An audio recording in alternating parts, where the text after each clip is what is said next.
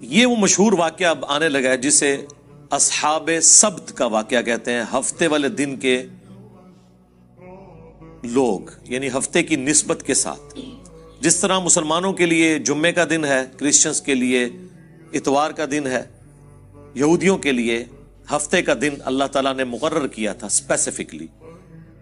گو مسلمانوں کو اللہ تعالیٰ نے اس طرح پابند نہیں کیا کہ صرف انہوں نے جمعے والے دن ہی اللہ اللہ کرنی ہے، وہ تو پوری زندگی کرنی ہے. لیکن ان کے لیے پورا ہفتے کا دن وقف تھا، وہ کوئی اور کام نہیں کر سکتے تھے سوائے اس کے کہ وہ خدا کے ساتھ اپنی کمٹمنٹ کریں گے، پورا دن عبادت میں گزاریں گے.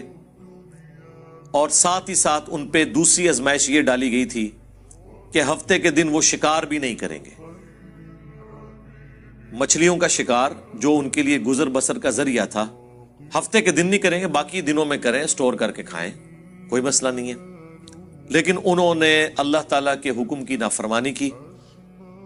اس کے بدلے میں اللہ تعالیٰ نے انہیں بندر اور خنزیر بنا دیا، وَلِعَوْذُ بِاللَّهِ تعالی.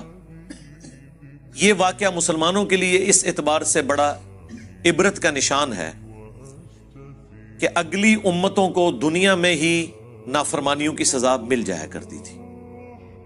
اس امت کے لیے نبی صلی اللہ علیہ وآلہ وسلم کی دعاؤں کی برکت سے دنیا میں کافی حد تک مسئلہ اللہ تعالیٰ نے ٹال دیا. لیکن آخرت میں عذاب ہوگا. یہ نہیں ہے کہ وہ معاف ہو جائے گا جو غلط حرکتیں کی. یہ اصحاب سبت کا واقعہ ہے، یعنی ہفتے والے دن سے متعلقہ لوگ. یہی وہ لوگ تھے جو بندر بنا دیے گئے، خنزیر بنا دیے گئے. یہاں پہ یہ واقعہ آ رہا ہے، وہ انشاءاللہ ہم تفصیل سے کور کریں گے. اس واقعے میں جو سب سے عبرت والی چیز ہے وہ یہ ہے کہ بنی اسرائیل کے لوگ 3 گروہوں میں بٹ گئے. ایک وہ لوگ تھے جنہوں نے کہا کہ ہم اللہ تعالیٰ کے اس حکم کی نافرمانی نہیں کریں گے، پلس جو لوگ نافرمان تھے انہیں وہ اس نافرمانی سے روکتے تھے. یہ سب سے اعلیٰ ترین درجہ ہے. دوسرے وہ لوگ تھے جو خود تو نافرمانی نہیں کرتے تھے لیکن نافرمانوں کو روکتے نہیں تھے. یہ سب سے آسان کام ہوتا ہے اس حوالے سے. کسی کی گالیاں نہیں کھانی پڑتی، آپ کو مخالفت نہیں سہنی پڑتی، کیونکہ جب آپ کسی کو روکیں گے تو ظاہر ہے پھر آپ کی بدنامی وہ کرے گا، آپ کو دشمنی مول لینی پڑ جائے گی. یہ دوسری کیٹیگری تھی، میٹھی میٹھی بات کرنے والے لوگ، صرف فضائل اعمال سنانے والے لوگ، برائی سے روکنے والے نہیں، صرف امر بالمعروف کرنے والے لوگ، نیکی کا حکم دینے والے لوگ، نہی عن المنکر، برائی سے روکنے والے نہیں. اور تیسرے وہ بدبخت تھے کہ جو ڈائریکٹلی اس حکم کی نافرمانی کر رہے تھے اور ہفتے کے دن وہ شکار کرتے تھے. اب حیران کن بات ہے، اللہ تعالیٰ نے تینوں گروہوں کا ذکر کیا، اس کے بعد جب اینڈ رزلٹ سنایا نا تو یہ سنایا کہ اللہ نے نجات دے دی ان لوگوں کو کہ جو نہ تو خود یہ کام کرتے تھے بلکہ وہ باقیوں کو بھی اس برائی سے روکتے تھے. یعنی جو گونگے شیطان نہیں تھے، خود بھی برائی سے بچتے تھے، لوگوں کو بھی روکتے تھے، انہیں تو ہم نے نجات دے دی. اور جو برائی کرنے والے تھے ان کو ہم نے بندروں کی شکل بنا دیا. اور جو تیسری کیٹیگری تھی نا، ان کا اللہ تعالیٰ نے ذکر کرنا بھی گوارا نہیں کیا کہ ان کا انجام کیا ہوا. اتنا ذکر ضرور کیا کہ اس طرح کے لوگ تھے. یہی وجہ ہے کہ انہی آیات کے کانٹیکسٹ میں المستدرک للحاکم میں تفصیل کے ساتھ ایک حدیث موجود ہے. میں نے پہلے بھی کئی دفعہ عرض کیا ہے کہ قرآن کی اگر آپ نے تفسیر احادیث کی روشنی میں دیکھنی ہے نا، تفسیر ابن کثیر تو بہت اچھا کام ہوا ہے، انہوں نے ساری چیزیں ایک جگہ جمع کر دی، آسانی ہے اس میں. اب صحیح اور ضعیف کے حکم بھی لگ چکے ہیں. لیکن ڈائریکٹلی اگر آپ نے احادیث کی کتابوں سے قرآن کی تفسیر پڑھنی ہے نا تو صحیح بخاری کا کتاب التفسیر چیپٹر پڑھ لیں، جامعہ ترمذی کا کتاب التفسیر چیپٹر پڑھ لیں، اور المستدرک للحاکم کا کتاب التفسیر چیپٹر وہ تو بہت ڈیٹیل کے ساتھ ہے.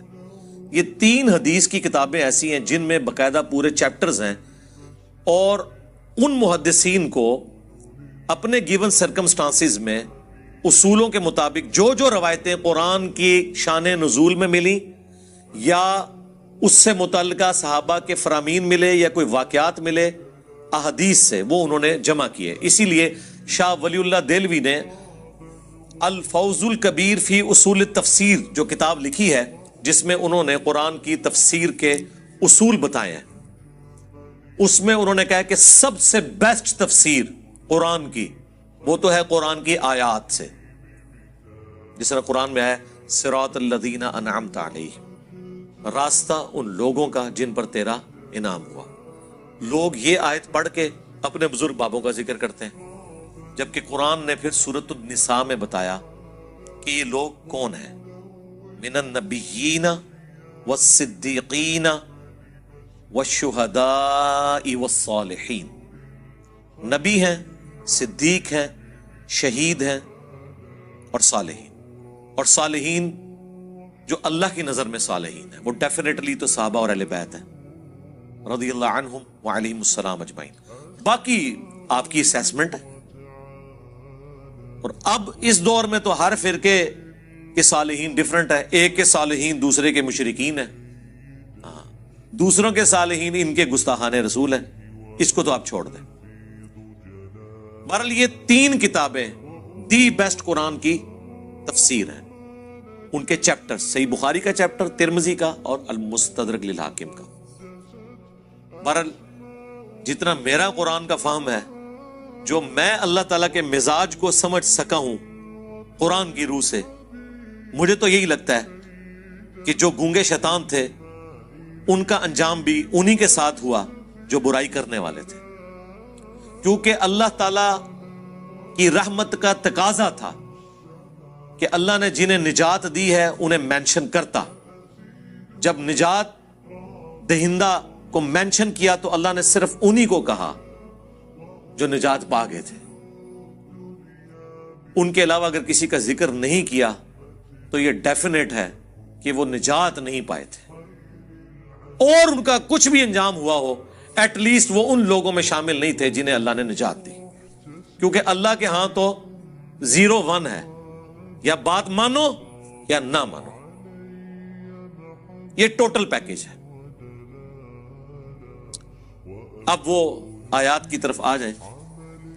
پوچھو ان سے اس بستی کا حال جو ساحل سمندر کے اوپر آباد تھی. یہ چھوٹی چھوٹی سمندری جھیلیں تھیں جو بعد میں جوڑ کے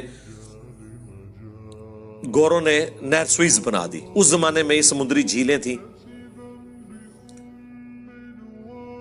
جو آباد تھے ساحل سمندر. اذ یعدون فی السبت، جب وہ حد سے بڑھ گئے ہفتے کے دن کے بارے میں. اب اللہ نے چونکہ آزمائش بنایا تھا، باقی پورے ویک میں مچھلیاں سامنے نہیں آتی تھی، بڑی مشکل سے چند مچھلیوں کا شکار ہوتا تھا، اور ہفتے والے دن مچھلیاں ان کی آنکھوں کے سامنے پھدکتی تھیں. مچھلیوں کو بھی پتہ چل گیا تھا کہ آج کے دن ان کے ہاتھ پاؤں بندھے ہوئے ہیں، یہ کچھ کر نہیں سکتے. ان کو بھی اپنے ایکسپیرینس سے پتہ چل گیا تھا، تو وہ بھی اللہ تعالیٰ کی طرف سے ان پہ آزمائش مسلط ہوئی کہ ایک بھوکے بندے کے سامنے آپ لا کے مرغن غذائیں رکھ دیں تو ظاہر ہے اس کا تو روزہ ٹوٹے گا. اسی کا اللہ نے ذکر کیا ہے. اذ یعدون فی السبت اذ تأتیہم حیتانہم یوم سبتہم شرعا، جبکہ ہفتے کے دن ان کے پاس مچھلیاں پانی پر پھدکتی تھی، سامنے آ جاتی تھی. یعنی انہوں نے چینگے لاندیاں سن کہ ہاں جی پھڑ لو ہن، اب ان کے سامنے آ رہی ہیں آزمائش ان کے لیے. وَيَوْمَ لَا يَسْبِتُونَ، اور جب ہفتے کا دن نہیں ہوتا تھا، لا تأتیہم، تو ان کے پاس وہ نہیں آتی تھی. باقی دنوں میں ان کو مشکل سے شکار کرنا پڑتا تھا، ہفتے کے دن ان کے سامنے پھدکتی تھی. اب یہ آزمائش تھی، اسی لیے ہفتے والے دن وہ کثرت میں سامنے نظر آتی تھی. کذالک، اس طریقے سے، نبلوہم بما کانوا یفسقون، ہم نے آزمائش میں ڈال دیا بسبب اس کے کہ وہ نافرمانی کیا کرتے تھے. اس سبب سے اللہ تعالیٰ نے انہیں آزمائش میں ڈالا. ایک مشکل وقت، ظاہر اللہ تعالیٰ کی طرف سے جو آزمائش آتی ہے نا، سب سے بہتر تو یہ کہ آزمائش نہ آئے، اور جب آ جائے تو یہ اللہ تعالیٰ کا خاص کرم ہوتا ہے کہ کوئی شخص اس آزمائش سے بچ جائے۔ نبی علیہ السلام نے تو اسی لیے دعا کی ہے، جو میں نے اکثر آپ کو بتایا، جامعہ ترمذی میں، مسند احمد میں اور مشکاۃ المصابیح میں بھی 748 نمبر حدیث ہے، جو نبی علیہ السلام کو خواب میں اللہ کی زیارت ہوئی تھی، اس میں آپ نے جو دعا کی تھی اور نبی علیہ السلام نے کہا کہ یہ میری دعا لے لو اور باقی لوگ بھی یاد کرو، اس میں یہ بھی الفاظ ہیں وَإِذَا أَرَدْتَ فِتْنَةَ فِي قَوْمٍ فَتَوَفَّنِي غَيْرَ مَفْتُونٍ، اے اللہ جب تو کسی قوم کو آزمائش میں ڈالے نا تو ہمیں اس آزمائش سے دور ہی رکھنا۔ ہاں، یہ نہیں ہے کہ انسان بہادر بن کے کہ اللہ میرے پہ آزمائشیں ڈال اور مجھے صبر دے، نہیں، یہ کہنا چاہیے کہ اے اللہ آزمائش سے دور رکھنا۔ ہاں، جب کبھی ناگزیر ہو جائے وَلَنَبْلُوَنَّكُمْ بِشَيْءٍ مِّنَ الْخَوْفِ وَالْجُوعِ وَنَقْصٍ مِّنَ الْأَمْوَالِ وَالْأَنفُسِ وَالثَّمَرَاتِ، تو ٹھیک ہے، اس میں اللہ تعالیٰ صبر دے، سب کچھ ہے، لیکن پہلی پرائورٹی نبی علیہ السلام نے یہی دعا سکھائی ہے کہ اللہ تعالیٰ فتنے میں مبتلا نہ کرے، کیونکہ بڑے بڑے ایمان والوں کے روزے ٹوٹ جاتے ہیں اس طرح کی آزمائشوں میں۔ جب امام حنیفہ رحمہ اللہ کے اوپر مشکل وقت آیا ہے تو پھر امام حنیفہ ہی کھڑے ہوئے ہیں خلیفہ منصور کے خلاف، باقی ان کے زمانے کے بڑے بڑے علماء مصلحت کا شکار ہو گئے۔ جب احمد بن حنبل کے دور میں خلق قرآن کا مسئلہ کھڑا ہوا ہے تو احمد بن حنبل رحمہ اللہ نے ہی استقامت دکھائی ہے، باقی کئی لوگ جو ہیں اس زمانے کے جو بڑے بڑے ائمہ ہیں مصلحت کا شکار ہو گئے۔ تو ہر زمانے میں جو حسینی فکر ہے وہ چند ایک لوگ ہی لے کے چلتے ہیں، سب میں اتنی جرت نہیں ہوتی۔ تو اللہ تعالیٰ فرماتا ہے کہ بسبب ان کی نافرمانیوں کے ان کو ہم نے آزمائش میں ڈالا، یعنی پہلے بھی ان کے کرتوت ایسے تھے، تو جب کرتوت برے ہوتے ہیں تو بعض اوقات اللہ تعالیٰ آزمائش ڈال دیتا ہے، اور یہ ان کے اوپر آزمائش تھی۔ وَإِذْ قَالَتْ أُمَّةٌ مِّنْهُمْ، جب ان میں سے ایک گروہ نے کہا لِمَ تَعِظُونَ قَوْمًا، کیوں تم ایسی قوم کو واض و نصیحت کرتے ہو، قَوْمًا اللَّهُ مُهْلِكُهُمْ، کہ جس قوم کو اللہ تعالیٰ ہلاک کر دے گا، او معذبہم عذابا شدیدا، یا انہیں شدید عذاب دینے والا ہے۔ یعنی کیوں سمجھاتے ہو ان نافرمانوں کو، چھوڑو، انہوں نے اپنی قبر میں جانا ہے، تم نے اپنی قبر میں جانا ہے، چپ کر کے تم تو برائی نہیں کر رہے نا، ان کو ان کے حال کے اوپر چھوڑ دو۔ ان کا جواب سنیں کیا ہے، قالو، وہ کہنا شروع ہو گئے اس کے جواب میں، معذرتن الی ربکم ولعلہم یتقون، ہم تو یہ اس لیے ان کو برائی سے روکنے ہیں کہ اپنے رب کے حضور عذر پیش کر سکیں کہ یا اللہ جو ہم سے بن پڑی، ہم نے برائی کو روکنے کی کوشش کی۔ اور دوسرا مقصد یہ ہے لعلہم یتقون، کہ شاید ہماری نصیحت سے یہ ڈر جائیں اور یہ بھی اپنی آخرت برباد ہونے سے بچا لیں۔ یہ سیکنڈری مقصد ہے، جو میں اکثر کہتا ہوں کہ ہم یہ جو دعوت و تبلیغ کا کام کر رہے ہیں، لوگوں کو برائی سے روک رہے ہیں، اچھائی بتا رہے ہیں، عقیدے کی خرابیاں ہائی لائٹ کر رہے ہیں، اس میں پرائمری جو ہمارا مقصد ہے وہ اپنی آخرت کی فکر ہے، کسی دوسرے کی آخرت کی فکر نہیں ہے، وہ سیکنڈری چیز ہے۔ سب سے پہلے تو ہمیں ہماری طرف سے پوری دنیا جہنم میں چلی جائے ہمیں تو فرق نہیں پڑتا، ہمیں تو فرق اس بات سے پڑتا ہے کہ ہم نہ کہیں جہنم میں چلے جائیں۔ پہلی ایفرٹ تو ہماری اپنی ذات کے لیے ہوگی، قُوا أَنفُسَكُمْ وَأَهْلِيكُمْ نَارًا، بچاؤ اپنے آپ کو اور اپنے گھر والوں کو جہنم کی آگ سے۔ باقیوں کی بعد میں فکر کریں گے، افریقہ کے جنگلوں میں لوگ کدھر جا رہے ہیں وہ بعد میں دیکھیں گے، پہلے تو اپنے گھر میں لوگ کدھر جا رہے ہیں وہ دیکھیں گے۔ پہلے تو ہم خود قرآن و سنت سے اپنی اصلاح کی کوشش کریں گے، تو ان کا اپنے رب کے حضور معذرت کر سکیں، ہم عذر پیش کر سکیں کہ یا اللہ ہم نے وہ چاروں شرائط پوری کی تھی، الا الذین آمنوا وعملوا الصالحات، یہ تو آسان ہے، ایمان لاؤ نیک اعمال کرو، لیکن وتواصوا بالحق، حق بات کی وصیت کرنا مشکل ترین کام، اور اس کے بعد اس کا منطقی انجام، وتواصوا بالصبر، پھر تکلیف آئے گی تو صبر اختیار کرنا ہے۔ یہ اتنا مشکل کام ہے کہ بڑے بڑے اہل ایمان وہ بھی بعض اوقات کمزور درجے کی طرف چلے جاتے ہیں۔ ہر بندے میں یہ حوصلہ نہیں ہوتا کہ حالات و واقعات کا وہ مقابلہ کر سکے. ہم ان پہ کوئی فتویٰ نہیں لگاتے جو اس طرح کرتے ہیں، لیکن ہم لوگوں کو یہ بتائیں گے کہ خدا کے لیے فرق سمجھو. لوگ کہتے تو ہیں کہ حسین ابن علی کے زمانے میں لوگ روکتے تھے ان کو کہ آپ وہاں نہ جائیں، یہ آپ کو شہید کر دیں گے.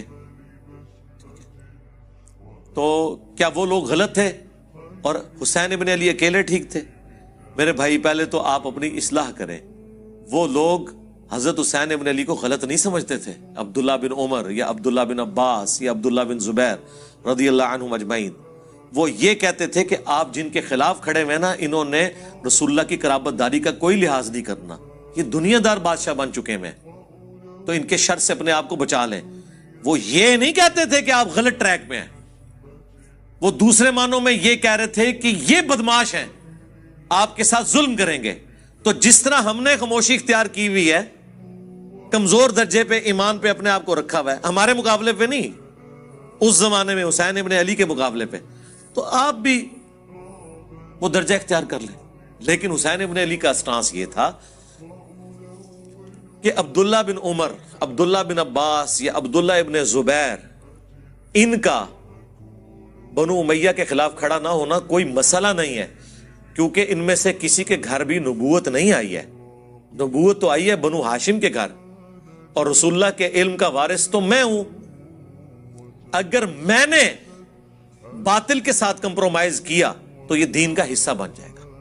یہی وجہ ہے کہ 3 براعظموں نے یزید ابن معاویہ کی بیعت کر لی، لیکن یزید کو ہضم نہیں ہو رہی جب تک حسین نہ کرے، کیونکہ انہیں پتا تھا کہ جب تک حسین بیعت نہیں کرتے تو یہ دھکے سے ہی ہماری حکومت ہے، لیجٹمائز نہیں ہوگی، یہ خلافت نہیں ہوگی، اسلامی حکومت نہیں ہوگی، کیونکہ نبی کے گھر والے ہی نہیں جب اسے مان رہے. تو گارنٹی تو دینی ہے نبی کے گھر والوں نے، باقیوں کی گارنٹی کی کیا حیثیت ہے؟ یہ وجہ تھی. تو یہ ہمیشہ کم لوگ ہوتے ہیں اور وہ ڈرتے ہیں کہ یار اللہ کے حضور ہم کیا جواب دیں گے. فلما، پس جب نسو ما ذکروا بہ، انہوں نے فراموش کر دیا جو انہیں ڈر سنایا گیا تھا، جو نصیحت کی گئی تھی. انجینا الذین ینہون عن السوء، تو ہم نے نجات دے دی ان کو جو برائی سے روکنے والے تھے، یعنی جو حسین ابن علی کی نیچر رکھنے والے تھے، ان کو تو مل گئی نجات. وَأَخَذْنَا الَّذِينَ ظَلَمُوا، اور پکڑ لیا ان کو ہم نے جو ظلم کرنے والے تھے، بِعَذَابٍ بَئِيسٍ بِمَا كَانُوا يَفْسُقُونَ، جن لوگوں نے اپنی جانوں پر ظلم کیا، برے عذاب سے ان کو پکڑ لیا گیا بوجہ اس کے کہ وہ نافرمانی کیا کرتے تھے.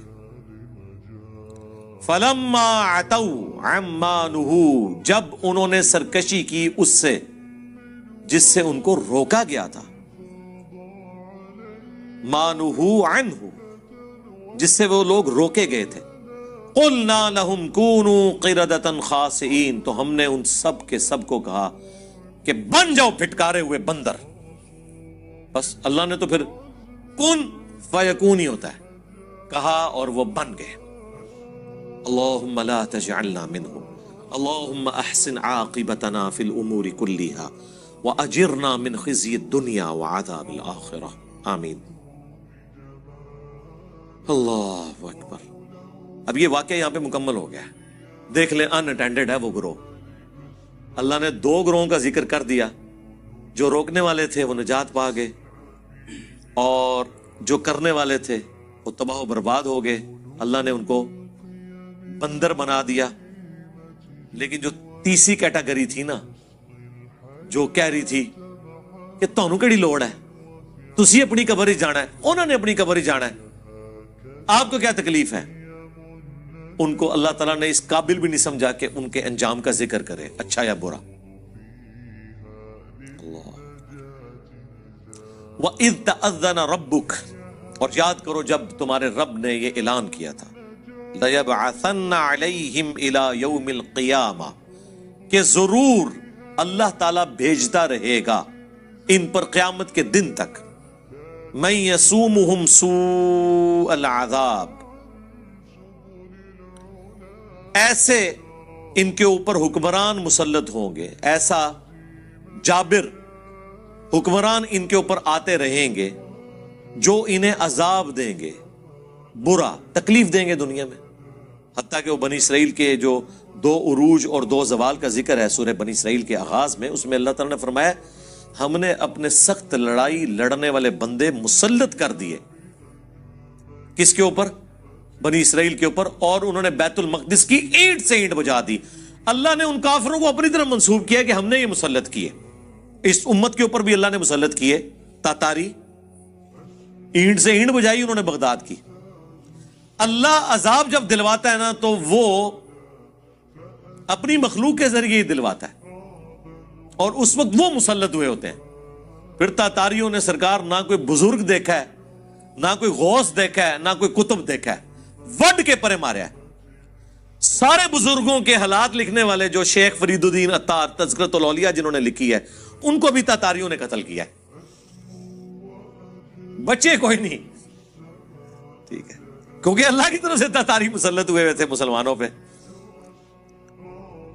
تو اللہ نے فرمایا کہ بنی اسرائیل کے ساتھ بھی میں یہ کرتا رہوں گا۔ اچھا، اس میں یہ نہ سمجھیے گا کہ ان کے آباء و اجداد کی سزا ان کی اولادوں کو مل رہی ہے، نہیں۔ بنی اسرائیل میں سے جن لوگوں نے حق قبول کر لیا وہ اس عذاب سے بری ہو گئے۔ عبداللہ بن سلام جیسے لوگ بھی تو موجود تھے نا، یہودی عالم جنہوں نے اسلام قبول کیا۔ اس سے مراد وہ ہے بنی اسرائیل میں سے جنہوں نے اپنے آباء و اجداد کی وہ روش چھوڑی نہیں ہے اور پیغمبروں کی نافرمانی کو اپنا شعار بنا کے رکھا، ان پر قیامت کے دن تک عذاب آتا رہے گا۔ جابر حکمران مسلط ہوں گے۔ ایک تو 8 سے 100 سال پہلے اتنا بڑا حکمران مسلط ہوا ان کے اوپر، ہٹلر، 60 لاکھ یہودی قتل کر دیے۔ چلے بعض لوگ کہتے ہیں نہیں 60 لاکھ نہیں تھے، 6 لاکھ تھے۔ سرکار 6 لاکھ بھی تھوڑا بندہ ہے؟ 6 لاکھ بندے مارنے کے لیے اس نے 100 فیکٹریاں بنائی۔ اس نے جو کچھ کیا وہ غلط کیا، لیکن جن کے ساتھ ہوا اللہ تعالیٰ کی عذاب کی گرفت میں تھے وہ۔ ان ربک لسریع العقاب، بے شک تیرا رب عذاب دینے میں جلدی فرمانے والا ہے، لیکن بعض اوقات ڈھیل بھی دے دیتا ہے، لیکن دنیا میں بعض اوقات تھوڑا بہت مزہ ضرور چکھاتا ہے، آخرت کا تو عذاب پکا ہے۔ وَإِنَّهُ لَغَفُورٌ رَحِيمٌ، اور سائملٹینیس کنٹراسٹ ہے، اور بے شک وہ ضرور بالضرور بخشنے والا مہربان ہے۔ یعنی آج بھی اگر کوئی دعوت حق قبول کر لے تو اللہ تعالیٰ اس کے اوپر مہربان ہے۔ وَقَطَّعْنَاهُمْ فِي الْأَرْضِ أُمَمًا، اور ہم نے ان کو بانٹ دیا زمین میں کئی گروہوں کے اندر۔ یہ بھی اللہ تعالیٰ کی طرف سے ایک سزا ہوتی ہے کہ آپ کی یونٹی ختم ہو جائے۔ آج مسلمان بھی دیکھیں نا کئی گروہوں میں بٹ گئے ہیں، فرقہ واریت کے اعتبار سے بھی، ایون لسانیت کے اعتبار سے بھی آج بھی وہ تفریق باقی ہے، اجمی اور عربی والی۔ سب کانٹیننٹ کے لوگوں کو عربی کس طرح ڈیل کرتے ہیں؟ اپنے غلاموں کی طرح۔ تو اس طرح کی تفریق شروع ہو جاتی ہے، پھر صرف جمعے کے خطبوں میں رہ جاتا ہے کہ کسی عربی کو اجمی پر، کسی کالے کو سفید پر، کسی سفید کو کالے پر، کسی سرخ کو سیاہ پر، کسی سیاہ کو سرخ پر، کوئی فضیلت حاصل نہیں ہے۔ مسند احمد میں جو خطبہ ہے رسول اللہ صلی اللہ علیہ وآلہ وسلم کا حجۃ الوداع کا، تقریروں تک تو رہتا ہے، لیکن جیسے ہی ممبر سے نیچے اترتے ہیں پھر وہ ڈیفرنس شروع ہو جاتے ہیں۔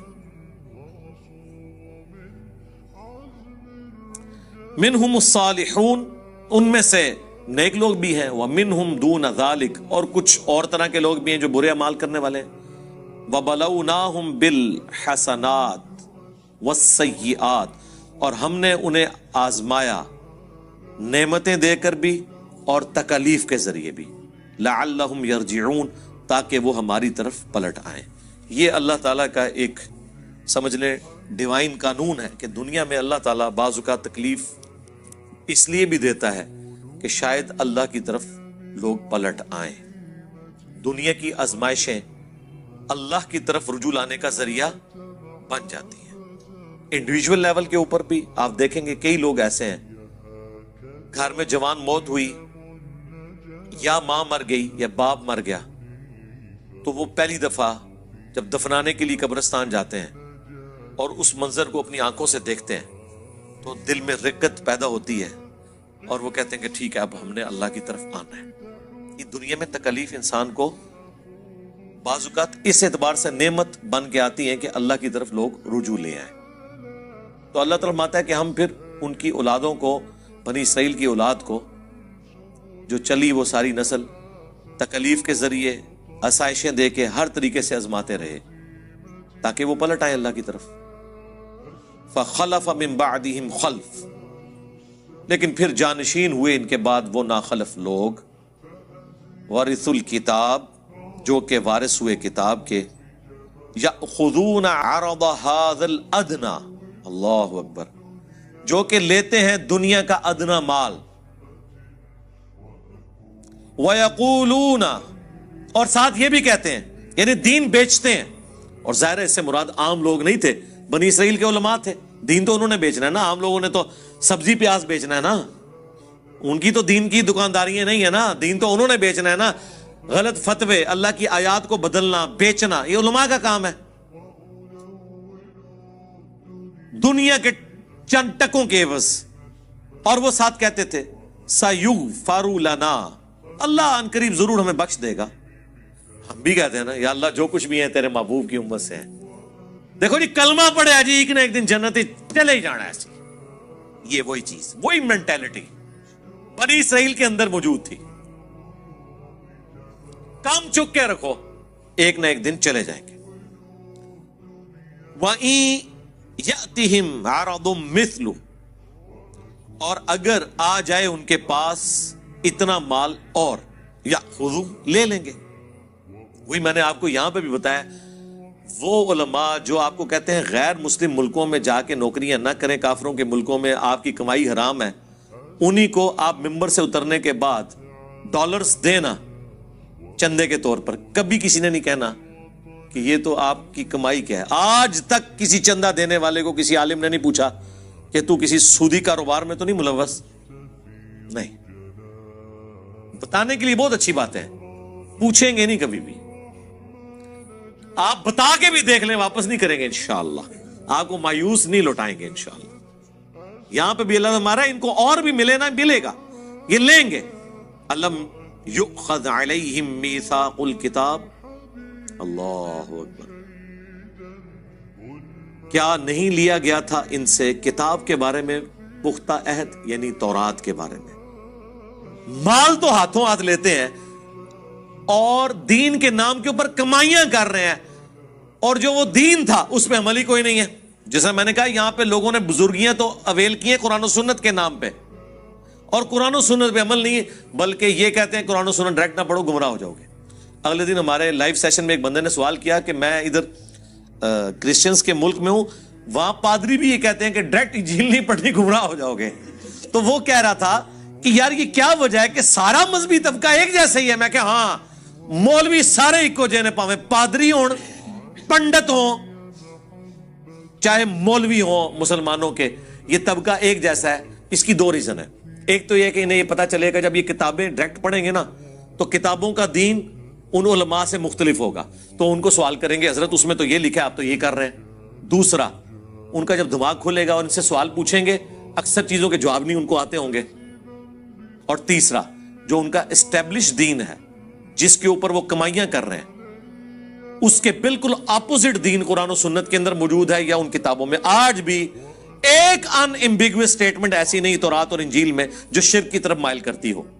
وہ کتابیں تبدیل ہو کر بھی توحید کے اعتبار سے کامل ہیں، کیونکہ اگر توحید بھی اس میں ختم ہو جاتی پھر یہود و نصارہ کے لیے ہدایت کا کوئی ذریعہ نہ ہوتا. آپ کس کتاب سے ان سے بات کرتے ہیں؟ قرآن کو تو وہ مانتے ہی نہیں ہیں. لیکن آج کئی لوگ مسلمان صرف اس لیے ہوئے ہیں کہ آج کی بھی تورات اور انجیل میں جو توحید ہے نا، اس توحید کو اگر کوئی صحیح معنوں میں لے کے چل رہا ہے تو مسلمان لے کے چل رہے ہیں، اور پریکٹیکلی وہ توحید اسلام میں نظر آتی ہے، ان میں تو نظر ہی نہیں آتی. اچھا، سیم وہی جملے بولتے ہیں کہ جی یہ جو آپ سامنے پڑھ رہے ہیں نا اس کے اندر ایک باطنی معنی بھی ہوتا ہے، جو اہل معرفت جانتے ہیں. جو سٹیٹ لکھا ہوا نا بالکل واضح، وہ کہتے ہیں اس کو چھوڑ دیں، آپ اس کے پیچھے جائیں. چلو پیچھے جانے سے بھی یہی چیز نکلنی چاہیے نا، دنیا میں تو یہی ہوتا ہے نا کہ آپ پانی کا کنواں کھود رہے ہیں، 100 فٹ کے اوپر جا کے پانی نکلا ہے تو نیچے جا کے یہ تو نہیں ہوگا کہ تیزاب نکل آئے گا. آپ پانی کے لیے کنواں کھود رہے ہیں نا، تو نیچے اس سے صاف پانی نکلے گا. یہاں کیا کہتے ہیں اور اندر بڑھو، اور اندر بڑھ کے کوئی اور شاہی باہر کاٹ لینے دیں. وہ اندر نہیں ہوتا، وہ باہر جا رہے ہوتے ہیں اس سے. تو اللہ تعالیٰ فرما رہا ہے کہ ان لوگوں سے کتاب کا بھی تو عہد لیا گیا تھا کہ کتاب پہ عمل کرنا ہے. اللہ یقول علی اللہ الا الحق، کہ نام منسوب کرنا اللہ کی طرف سوائے اس کے کہ جو حق پر مبنی ہے. وَدَرَسُوا مَا فِيهِ، اور پڑھ لیا انہوں نے جو کتاب میں تھا. اس کے باوجود انہوں نے اللہ کی طرف غلط عقیدے منسوب کیے. یہاں پہ لوگ اللہ تعالیٰ کے حوالے سے کئی ایک عقیدے ایسے کلیم کر دیتے ہیں کہ ہم انہیں کہتے ہیں یہ کہاں لکھے ہوئے ہیں؟ وہ کہتے ہیں جی اللہ چاہے تو ایسے ہو سکتا ہے.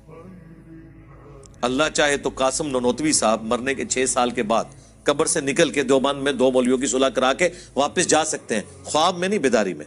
ہم کہتے ہیں یہ اللہ کے اوپر جو آپ نے جھوٹ باندھا ہے یہ قرآن میں کہاں لکھا ہوا ہے؟ قرآن میں تو سورہ یاسین میں، سورہ واقعہ میں اللہ نے فرمایا جو دنیا سے چلا گیا وہ کبھی دنیا میں واپس نہیں آ سکتا. حضرت عیسیٰ بھی جو مردے زندہ کرتے تھے وہ دنیا میں واپس نہیں آتے تھے. وہ مردے کے پاس کھڑے ہوتے تھے، قم باذن اللہ کہتے تھے. وہ کھڑا ہوتا تھا تھوڑی دیر کے لیے، وہ کہتا تھا عیسیٰ اللہ کے پیغمبر ہیں، ان کی اطاعت کرو، پھر ساتھ ہی واپس چلا جاتے تھے. دنیا میں کوئی واپس نہیں آ سکتا. یہ اللہ کا ڈیفینیٹ قانون ہے. چاہے کوئی بزرگ نہیں، اللہ چاہے، سرکار اللہ کا چاہنا آپ چاہیں گے، یہ وہی چیز ہے. لا یقول علی اللہ الا الحق، مت اللہ کے اوپر کوئی بات ایسی منسوب کرو سوائے اس کے کہ جو حق پہ مبنی ہے. پڑھ لیے جو کچھ کتاب میں تھا. والدار الآخرۃ خیر للذین یتقون، اور جو آخرت کا گھر ہے وہ تو بہتر ہے ان لوگوں کے لیے جو پرہیزگاری کی روش اختیار کریں. افلا تعقلون، کیا تم اتنا بھی نہیں سمجھتے، اتنی عقل بھی نہیں رکھتے؟ یہ کانٹے کی بات ہے، کتاب کو فالو کرنا ہے اور آخرت کے لیے تگ و دو کرنی ہے. یعنی پورا دین یہی ہے نا کہ آپ نے اللہ کی وحی کو فالو کر کے آخرت اپنی بنانی ہے. پورا دین یہ نٹ شیل کے اندر ہی ہے. دین بیچ کے دنیا نہیں کمانی. والذین یمسکون بالکتاب، اور جنہوں نے مضبوطی سے پکڑا ہے کتاب کو، وَأَقَامُوا الصَّلَاةَ، اور قائم کرتے ہیں نماز. اِنَّا لَا نُضِيعُ أَجْرَ الْمُصْلِحِينَ، ہم کبھی ایسے لوگوں کا اجر ضائع نہیں کریں گے جو اصلاح کرنے والے ہیں، اپنی اصلاح بھی اور دوسروں کی اصلاح بھی، جو نیکوکاری کی روش اختیار کرنے والے ہیں. اللہ تعالیٰ ان کا اجر کبھی ضائع نہیں کرے گا. دنیا میں نے اکثر کہا ہے کہ یہ ہو سکتا ہے کہ کسی کی محنت ضائع ہو جائے، لیکن آخرت کے لیے جو آپ نے دنیا میں محنت کی ہے نا، اس کا اجر آپ کو ملنا ہے. کیونکہ دنیا کو اللہ نے آزمائش کے ساتھ جوڑا ہوا ہے. محنت کر کے بھی بعض اوقات آپ کا نقصان ہو جائے گا. آخرت کے لیے محنت کر کے نقصان نہیں ہوگا اگر آپ نے صحیح طریقے سے محنت کی ہے، جو کرنے کا حق ہے، صحیح ڈائریکشن میں کی ہے. اسی لیے اللہ تعالیٰ کہتا ہے کہ میں اپنے وعدے کے خلاف نہیں کرتا. کوئی ذرہ برابر نیکی کرے گا تو وہ بھی دیکھ لے گا، ذرہ برابر گناہ کرے گا تو وہ بھی دیکھ لے گا. فَمَن يَعْمَلْ مِثْقَالَ ذَرَّةٍ خَيْرًا يَرَهُ وَمَن يَعْمَلْ مِثْقَالَ ذَرَّةٍ شَرًّا يَرَهُ. اب ایک اور بنی اسرائیل کے ساتھ بہت بڑا اللہ نے جو معجزہ کیا، تھریٹ کی انہیں. اللہ اکبر. وَإِذْ نَتَقْنَا الْجَبَلَ فَوْقَهُمْ، اور یاد کرو وہ وقت جب ہم نے اٹھا لیا تھا تم پر پہاڑ. كَأَنَّهُ ظُلَّةٌ، یہاں تک کہ وہ سائبان بن گیا. وَظَنُّوا أَنَّهُ وَاقِعٌ بِهِمْ، اور وہ گمان کرنا شروع ہو گئے کہ قریب ہے کہ یہ پہاڑ ہم پہ گر پڑے. اللہ تعالیٰ نے کوہ طور پہاڑ کو بلند کر کے بادل کی شکل میں 6 لاکھ بنی اسرائیل کے اوپر، کروڑوں ٹن کا پہاڑ ہے. یہ دھمکی لگائی جا رہی ہے پکڑو تورات کو، ادروائز ڈگیا جو توڑے ہوتے. اتنی وڈنی تھریٹ. خذوا ما آتیناکم بقوہ، پکڑو اس کو جو ہم نے تمہیں عطا کیا ہے پوری قوت کے ساتھ. قوت کے ساتھ یہ نہیں ہے کہ مطلب وہ گر نہ جائے، مراد یہ ہے کہ اس کے ایسن کو فالو کرو، اس کی روح کو فالو کرو. وَاذْكُرُوا مَا فِيهِ، اللہ اکبر، اور یاد کرو جو کچھ اس کے اندر ہے اسے فالو کرو، لعلکم تتقون، تاکہ تم پرہیزگار بن سکو، ڈر جاؤ۔ تو یہ بنی اسرائیل سے اللہ تعالیٰ نے عہد لیا تھا۔ ظاہر اس وقت تو سب نے کہا کہ بالکل ہی اللہ جو تسی کہو گے ہوئے گا۔ جناب پہاڑ سر دے ہوتے ہوئے، سر کے اوپر پہاڑ سائبان اور بادل کی شکل میں ہو، اور تھریٹ ہو کہ یا تو تورات کو پکڑو ادروائز یہ موت کا پروانہ آیا تمہارے اوپر، اتنا بڑا معجزہ دیکھ کے بھی، لیکن بس اس وقت تو انہوں نے عہد کیا، لیکن بعد میں اکثریت نے بھلا دیا۔